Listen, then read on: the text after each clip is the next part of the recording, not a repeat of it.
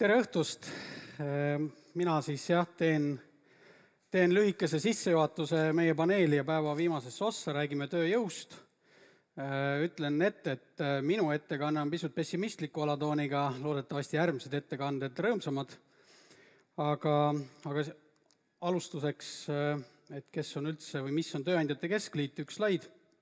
Oleme siis Eesti üks vanim üle 100 aasta ajalugu tööandjate katusorganisatsioon, esindame otse ja läbi erialaliitude üle 2000 ettevõtte, 250 000 töötajat, umbes 40% siis Eesti tööturust, üle poole maksudest ja SKP-st ja oleme ka riigi ja valitsuste jaoks ametlik esindaja läbirääkimistel. Ja kutsun üles kõiki erialaliitudega ühinema, sest me oleme pigem selles ajastus, kus üksi nokitsemine või veel vähem kusagil nurgas üksi riigi ja valitsuse kirumine ei aita, et tegelikult tuleb panna pead kokku ja ühendada jõud. Ja võin ka paljastada saladus, et ega keegi teine ettevõtjate mure peale väga ei mõtle, kui me ise. Ja kui ettevõtjad häält ei tee, siis tegelevad ka riigijuhid millegi muuga. Nii et lööge kaasa. Aga hästi lühidalt, mis see Eesti tööturu hetkeseis on, väga paljud teist teavad seda muidugi oma ettevõtte või organisatsiooni najal täpsemalt. Suur pilt on see, et meil on hästi palju täitmata töökohti, kuigi õhus on veel sellised, meeleolud, et on kriis, nagu ka eelmises paneelis palju jutuks oli. Ja samal ajal positiivne on see, et hõive on Eestis hästi kõrge, üks Euroopa kõrgemaid üle 80%, siis tööealistest inimestest on juba hõivatud, aga see ei ole piisav. Ja loogiline on selle mündi teine pool, et tööpuudus on jätkuvalt suhteliselt madal. Sel aastal on toimunud pisikene tõus tööpuudusest, on seal 6% lähedal ja see tõus on statistiliselt eelkõige sellepärast, et meil on siia saabunud päris palju Ukraina põgenikke, kellest mingi osa on ennast töötuna arvele võtnud, aga ka ukrainlastest mõne aja pärast. Ühesõnaga, tegelikult tööturg on mõnes mõttes väga tugevas seisus, võiks isegi öelda üle kuumenenud. Me ei tea täpselt, mis see aasta lõpp toob või mis järgmine aasta toob, aga juba aastaid on olnud küsitluste järgi kõige suurem arengupidur ettevõtetes tööjõupuudus. Õigete oskustega inimeste puudus ja seda siis läbivalt pea kõikides sektorites. Et tänaseks päevaks ettevõtetel on teadmisi, on finantse, kapitali, kõike nagu on, tööd oleks, turg oleks, inimesi ei ole. Ja see takistab tegelikult ka innovatsiooniprojektide läbiviimist, see takistab tegelikult ka rohepöörded läbiviimist, pole neid inimesi, kellega neid muudatusi teha. Ka digitaliseerimist, automatiseerimist väga sageli. Töötajate vaates on muidugi see olukord väga hea. Et kui sa oled palgatööline töövõtja ja sul on mingid head erialased oskused, nagu ka siin saalis ilmselt enamusel on, eriti kui need on IKT valdkonnas, võib olla suhteliselt muretu. Palgakasv on olnud Eestis ülikiire, ta on olnud kogu paari viimase kümnendi vältel kiirem kui inflatsioon. Sel aastal on ainukene erand, järgmine aasta ärge muretsege, inflatsioon läheb alla, palgakasv on jälle kõrgem. Ja oleme märkamatult jõudnud, vähe sellest, et me oleme Ida-Euroopas peaaegu kõige jõukamad, oleme siis jõudnud ka Lõuna-Euroopale järgi. Et on väga kiire kasv olnud. Aga nagu öeldud, praegu on majanduses palju sellist ebakindlust, keegi ei tea, mingid sektorid juba koondavad, tõmbavad natuke kokku, eriti tumedaks on meeleolud läinud töötlevas tööstuses. Suur pilt on paraku selline, et ega need lühiajalised kriisid tulevad ja lähevad, aga aeg tiksub selgelt meie kahjuks. Et see on nüüd mõni aasta vana Statistikaameti prognoos, mis siis piltlikult öeldes näitab seda, mis aastate jooksul juhtuma hakkab ja väga suuri jõnkeid siin üles-alla tegelikult toimumas ei ole. Ja see näitab siis seda, et Eesti elanikkond vananeb, töökäsi jääb vähemaks, ülalpeetajaid rohkem. Et circa 6000 inimest aastas on siis bilanss negatiivne ja mõtled 6000 inimest aastas, see on 5 aastaga on Saaremaa tühi või kõik on ülalpeetavad, töötajaid enam pole. Metsik surve tööturule ja tööandjad peavad sellest aru saama, et see nii on, et surve palkadele jääb, töötajaid jääbki vähemaks ja nii edasi. Et nalja pole ja suur osa poliitikutest või riigijuhtidest eiravad seda probleemi, mida konservatiivsem erakond, seda rohkem eirab. Lisaks sellest, et tööjõud on vähe, on tööjõud, nagu mainitud, on ka kallis. Et see slaid räägib siis, on pilt või analüüs sellest, mida välisinvestorid teeks, kui nad kaaluvad, kuhu piirkonda oma ettevõtet rajada või kus laiendada tegevust. Ja kui nad seda slaidi vaatavad, siis nad peaks tegelikult olema ikka päris napakad, kui nad hakkaks Eestisse tulema. Ja võib-olla see slaid ütleb ka ära selle, et tööjõumahukat tootmist Eestisse enam mitte kunagi ei tule. Et ei ole mõtet loota, et siia tuleb mingi autotehas, kus on 10 000 töötajat, olukorras, kus turult on sul raske leida 10 inseneri. Et tööjõud on kallis, tööjõud on vähe, palju odavam ja lihtsam on minna ka täna juba Poola, Rumeenia ja nii edasi. Et see on fundamentaalne muutus, mis aastate jooksul on toimunud, ei ole me odava tööjõuga maa ja väike oleme nagunii. Hästi palju on räägitud sellest, et IT-inimesi on vähe, see on kahtlemata õige, ja eelkõige ka sellepärast, et IT-sektor on kõige kiiremini kasvav sektor, Eestis aastaid juba olnud, buumib ka nendel aegadel, kui mõnes teises sektoris on kriis, aga see inseneride puudus loomulikult ei ole ainult IT-sektori mure, see on ka teistes valdkondades ja tööstus on täpselt samasuguses hädas kui IT-sektor. Ja tööjõu vajadus on jätkuvalt ja püsivalt olnud oluliselt suurem, kui on siis pakkumise pool. Noori õpib vähe, paljud lähevad teistele erialadele tööle ja see defitsiit aasta-aastalt üha suureneb. Ja kui sa ikkagi palkadega või muude tingimustega ei suuda olla atraktiivne, siis pead tegema väga radikaalsed muutused oma äris. Ja selle kõige tulemus on muidugi nende palgakasvu ja väheneva tööjõu tingimuste üks väljund on see, et äritegevus tasub üha vähem ära, see siis on jällegi nii kodumaistele kapitalistidele kui välismaistele investoritele niisugune kurb slaid, et Eestis saab äri teha küll targad inimesed, aga enamus sellest kasvust on aastate jooksul läinud palkadeks ja kasumlikkus on vähenenud ja ilmselt see trend jätkub.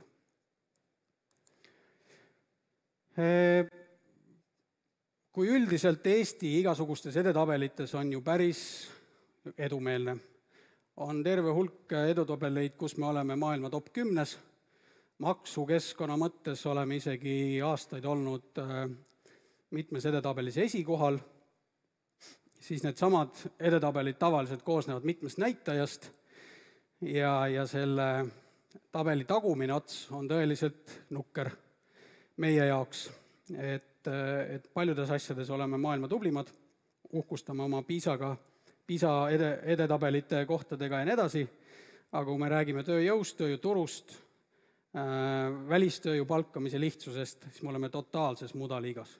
Täielikus mudaliigas võrreldes teiste riikidega, suurte riikidega. Okei, siin on natukene jälle objektiivne põhjus see, et Eesti on väike, meil ongi inimesi vähe, aga ka see, kui ütleme, ranged on olnud välistööjõu kaasamise võimalused, on jätnud oma jälje. Ja pikaajaliselt see loomulikult sööb meie konkurentsivõimet. Ja kui üldistada, siis me oleme oma tänases hästi kiires majanduse arengu niisuguses kiirteel jõudnud etappi, kus meil on tegelikult 3 lõksu. Meil on tööjõulõks, ei ole piisavalt inimesi, et nende juurdekasvu arvelt majandust kasvatada. Oleme sissetulekute lõksus, ühest küljest sellepärast, et sissetulekud kasvavad küll kiirelt, aga see sööb ära kasumid ja sissetulekud kasvavad kiirelt võib-olla Euroopa vaesemate riikidega võrreldes, aga mitte niivõrd nagu edukamatega ja jõukamate põhjanaabritega võrreldes. Ja me oleme ka tootlikkuse lõksus, et see tootlikkus on aastaid kasvanud oluliselt aeglasemalt kui sissetulekud ja ka see tootlikkus Euroopa jõukamate ja Euroopa edukamate riikidega võrreldes, see võtab ikka üliaeglaselt ennast järgi. Et hetkel on see umbes seal 80% piirimail Euroopa Liidu keskmisest, Eesti riik on oma pikaajalises visioonis 2035 seadnud eesmärgiks jõuda 110%-ni, aga visioon on ilus, me kõik tahaks olla keskmisest jõukamad eurooplased, aga tegelikult ei ole väga selge, et kus see hüpe peaks tulema. Et kui me tahame tõesti jõuda 110-ni, et siis see tootlikkuse kasv peaks olema 2 korda kiirem, kui ta on viimasel 10 aastal olnud. Et sellised lõksud meid valitsevad. Ja noh, olgem ausad, ega kui sa jõuad teatud jõukuse tasemele või arengu tasemele, siis see kasv loomuomaselt muutub natuke keerulisemaks. Ja noh, ma mõtlen ka, kas täna, kui lihtne on täna kusagil garaažis IT-ettevõtet alustada, kui kõik IT-mehed tahavad saada 6000 eurot kätte, nii nagu nad saavad kusagil Woldis, Wise'is. Et läheb keerulisemaks. Küll aga on nagu loogiline mõtlemine viib selle järelduseni, et peame ikkagi innovatsiooni ja teadusarendusega tegelema, et see on ainukene viis tõsta lisandväärtust, teha midagi nutikamalt, vähemate inimestega, suurem tootlikkus, suurem lisandväärtus. Kõik on loogiline, mingit muud varianti vähemalt meie oma organisatsioonis pole välja mõelnud. Maavarasid pole, odavat tööjõudu pole, rahvastik ei kasva, peame tegema targemini teistmoodi vähemate inimestega. Selleks on vaja tarku inimesi, kõik Eestis ütlevad, kõik riigijuhid, kõik erakonnad, et me tahame olla tark ja nutikas rahvas, aga kas see ka reaalselt nii on? Demograafia näitab seda, et meid jääb aina vähemaks, et 3% võrra on siin väga lühikese aja jooksul tudengite arv tegelikult kasvanud, meil oli sündivuses sügavad augud sees, mis kanduvad teistesse põlvkondadesse edasi, et meil on tegelikult neid nutikaid inimesi turult vähe võtta ja vähemaks jääb. Kui te mõtlete, et kuidas neid tudengeid on kuidagi tööturul vähe näha, neid ongi vähem, see on objektiivsus. Reaalsus on olnud see, et ka hariduse rahastamine riigieelarves pole tegelikult olnud prioriteet, et on olnud rohkem sõnades prioriteet kui tegudes, et selle hariduse osakaal kuludest on langenud, sotsiaalkulud tõusnud. Ja aga kui me vaatame järgmisi aastaid, siis siin on sotsiaalkulusid, mis kasvavad 50%, vähe on nagu muid asju, mis nii kiirelt kasvaks. Et võib-olla paneme valesse kohta raha. Eriti hull on seis tegelikult kõrgharidusega. Kui me just mõtleme selle nagu innovatsiooni peale, nutikate inimeste peale, Eesti oma tudengite peale, ülikoolide peale, siis seis on olnud ikkagi pikalt päris katastroofiline. Siin nüüd õnneks loodetavasti järgmiseks 4-5 aastaks saab selle alumise joone panna tõusva nurga alla, et valitsus on otsustanud, et ülikoolide rahastus suurendatakse, aga pikki aastaid me kõik oleme saanud jõukamaks, majandus on oluliselt kasvanud, 2 korda suurem kui 10 aastat tagasi, aga see raha pole kõrgharidusse jõudnud ja kus siis need targad inimesed peaks tulema, kuidas me peaks enda maailma tasemel kõrgharidust pakkuma. Ja loomulikult selle sildi juures peame aru saama, et see on ka tasuta kõrghariduse hind. Täpselt nii nagu kõikides valdkonnas, kui midagi on tasuta, siis tegelikult tõenäoliselt pikas perspektiivis selle tase käib alla. Aga seda tagasi keerata väga keeruline poliitiliselt. Okei, et ütleme, et Eestis on kehvasti. Aga et kas on nagu mingid imesid või musti luikesid paistmas positiivseid, nagu Robert rääkis. Palju öeldakse, et Euroopa Liit on ühine turg, meil on 500 miljonit inimest Euroopa Liidus, nemad tulevad. Osaliselt kindlasti tõsi. Kui palgakasv jätkub, siis kindlasti tullakse siia ja juba täna tullakse ka Lõuna-Euroopast ja mujalt, aga kas see lahendab kõik probleemid? Pigem ei. Et see tööjõupuudus on absoluutselt iga Euroopa Liidu riigi probleem. On Ühendriikide probleem, tänaseks päevaks on vananev rahvastik isegi Hiinas probleem, nad hakkavad sündimust toetama, et niisama ripakil nagu kusagil väga pole tegelikult. Et kui mina kohtun oma Euroopa kolleegidega oma katusorganisatsioonis, siis kõik ütlevad, et kõige suurem probleem on inimeste puudus. Ja see aastaid juba on ikkagi toetunud välistööjõule, migratsioonile. Siis öeldakse, et mis te vingute või mis te hädaldate, et meil on praegu ukrainlased tulnud appi. Tõsi, ukrainlasi on juba enne kriisi, enne sõda, oli ukrainlasi Eesti tööturul kõige rohkem, ilma nendeta oleks mõnes sektoris üldse raske toime tulla. On ta siis ehitus, logistika, tööstus. Ja praegu kui me loeme uudiseid, me näeme, et 100 000 ukrainlast on üle piiri jõudnud. Tegelikult nendest Eestisse on jäänud võib-olla 50 000, suure tõenäosusega natuke vähem. Suur osa nendest on lapsed, suur osa on vanemaealised, nii et tööturule tegelikult tänaseks päevaks on sellest 100 000 piiri ületanud ukrainlasest jõudnud suurusjärgus 7000, 8000, kui olla väga optimistlik, võib-olla 10 000 inimest, aga mitte sedagi. Ja me tegelikult ju loodame, et sõda lõpeb, on inimlik, humaanne eeldada, et need inimesed tahavad minna koju tagasi. Ja see ukrainlaste panus praegu Eesti tööturule, kui meil on 650 000 inimest tööturul, on heal juhul %, võib-olla 2%. Ja see on lühiajaline. Nii et ei ole ka Ukraina töölised need. Tehisintellekt, robotid, jah, natukene, aga mitte lõpuni välja, sest ka need masinad ja robotid tahavad juhtimist ja hoopis teissugust kompetentsi, kui täna turul pakkuda on, aga sellest räägivad järgmised inimesed rohkem. Lühiajalises perspektiivis sealt väga suurt abi ei tule. Sündivus Eestis on olnud viimase 30 aasta jooksul negatiivne, on olnud 1 aasta 2010, kus sündivus oli 35 inimesega positiivne. Ülejäänud aastatel sündivus on olnud negatiivne. Positiivne on küll olnud see, et väljarännet enam ei toimu, et väljaränne on pöördunud, inimesed tulevad tagasi.